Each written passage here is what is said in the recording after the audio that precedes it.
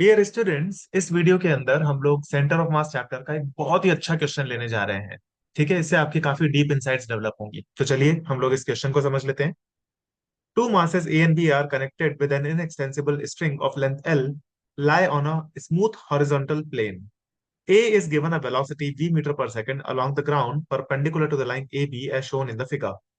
Find the tension in the string during their subsequent motion. ये question है। देखिए मैं आपको सिंपल लैंग्वेज में क्वेश्चन समझा देता हूँ। हमारे पास में दो मासेस हैं, ए और बी। ये एक हॉरिजॉन्टल प्लेन में रखे हुए हैं, यानी कि टेबल के ऊपर रखे हुए हैं, हॉरिजॉन्टल टेबल के ऊपर। यहाँ पे ग्रेविटी का कोई रोल नहीं है। ठीक है। कई सारे बच्चे तो इसमें क्वेश्चन को समझने में गलती कर देते हैं, वो इसमें ग्रेविटी का इफेक्ट भी लगा देते हैं और फिर क्वेश्चन पूरा गड़बड़ हो जाता है। ठीक है, तो यहाँ पे ग्रेविटी का कोई रोल नहीं है क्योंकि सब कुछ हॉरिजॉन्टल प्लेन में हो रहा है, टेबल के ऊपर हो रहा है। ठीक है। ये दो पार्टिकल्स हैं जो कि एक एल लेंथ की स्ट्रिंग से बंधे हुए हैं। ए पार्टिकल को हमने वी वेलोसिटी दे दी है परपेंडिकुलर टू द स्ट्रिंग। तो इसके बाद में ये कुछ मोशन करेंगे। तो हमको बताना है कि उस मोशन के दौरान स्ट्रिंग के अंदर टेंशन की वैल्यू कितनी होगी, ये क्वेश्चन है। ठीक है, तो एक बार वीडियो को पॉज करके आप इस क्वेश्चन को अपने लेवल पे एक बार खुद से ट्राई कीजिए, उसके बाद में मेरे सॉल्यूशन से लर्न कीजिए। तो चलिए हम इसका सॉल्यूशन देखते हैं। इस क्वेश्चन के मैं आपको दो सॉल्यूशंस बताऊंगा।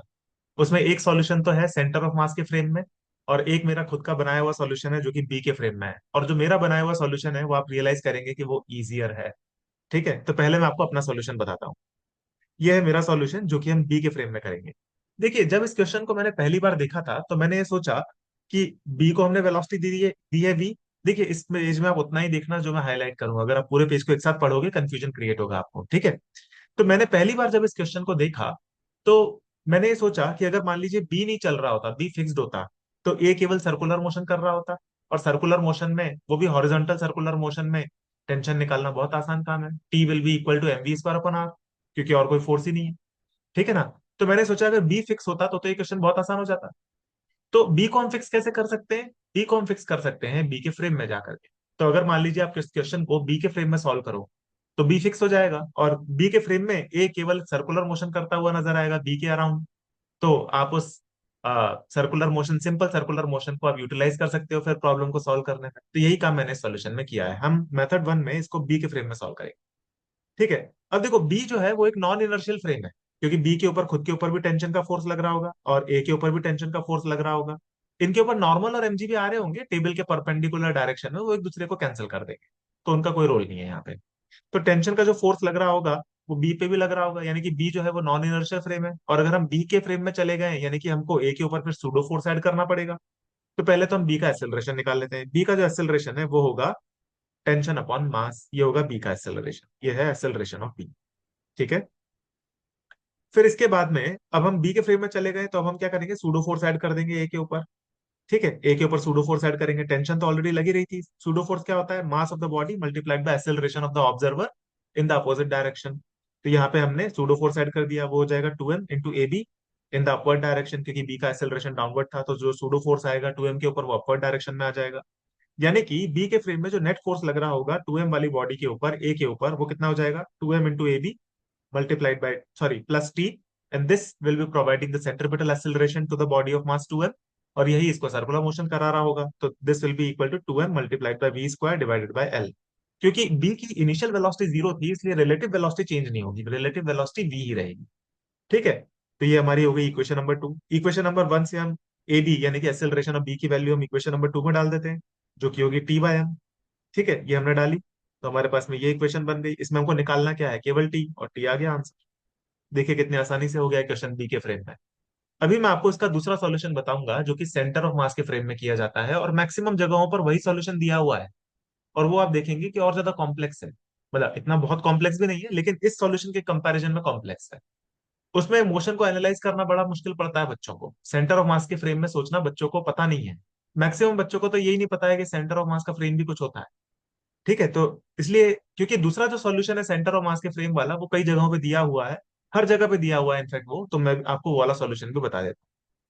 देखिए यहाँ पे मैं वही वापस से बोलूंगा आपको कि आप केवल उतना ही देखना जो मैं हाईलाइट करूं, अगर आप पूरे पेज को पढ़ोगे कंफ्यूजन होगा। ठीक है। तो देखो यहाँ पे हम क्या करेंगे, हमको ये पता है कि ये पूरा का पूरा सिस्टम जो हमको यहाँ पे दिया हुआ है, इसके ऊपर कोई एक्सटर्नल फोर्स तो है नहीं, केवल इंटरनल फोर्स है टेंशन का, और कोई एक्सटर्नल फोर्स नहीं है। तो हम यहाँ पे क्या बोल सकते हैं कि क्योंकि सिस्टम के ऊपर कोई भी एक्सटर्नल फोर्स नहीं है, तो सेंटर ऑफ मास की वेलोसिटी कांस्टेंट बनी रहेगी।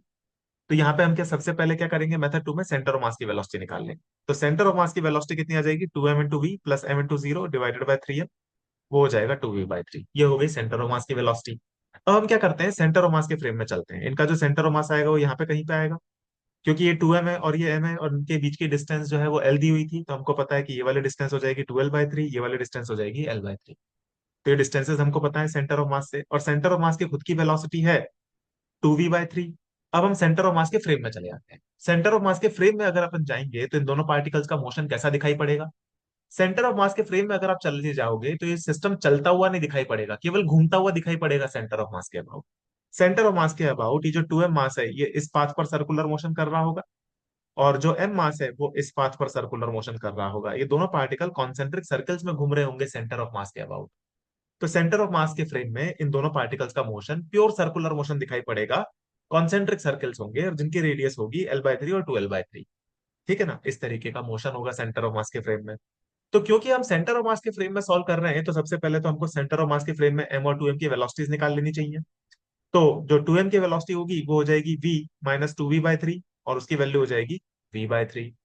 फिर पार्टिकल ए की जो वेलोसिटी होगी सेंटर ऑफ मास के फ्रेम में वो हो जाएगी 2v/3, है कि नहीं। तो ये हमने सेंटर ऑफ मास के फ्रेम में वेलोसिटी निकाल ली। अब सेंटर ऑफ मास के फ्रेम में, और सेंटर ऑफ मास जो है वो एक नॉन इनर्शियल फ्रेम तो है नहीं यहाँ पे, वो तो एक इनर्शियल फ्रेम है क्योंकि कांस्टेंट वेलोसिटी से चल रहा है। तो सेंटर ऑफ मास के फ्रेम में अगर आप टेंशन निकालना चाहोगे लेट्स से पार्टिकल 2m को यूज करके, तो टेंशन की वैल्यू हो जाएगी सिंपली mv²/r। यहाँ पे v हमने सेंटर ऑफ मास के फ्रेम में लिए वेलोसिटी, तो 2m × v/3 whole square divided bye l/3।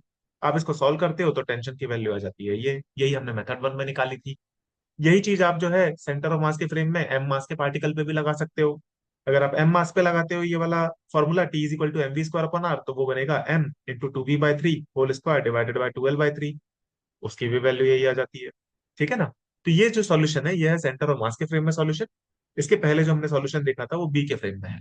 ठीक है, बी के फ्रेम में हमारे ऊपर ये बर्डन नहीं आता कि हम पहले इसका मोशन एनालाइज करें। बी के फ्रेम में हमको डायरेक्टली दिखता है कि सर्कुलर मोशन है।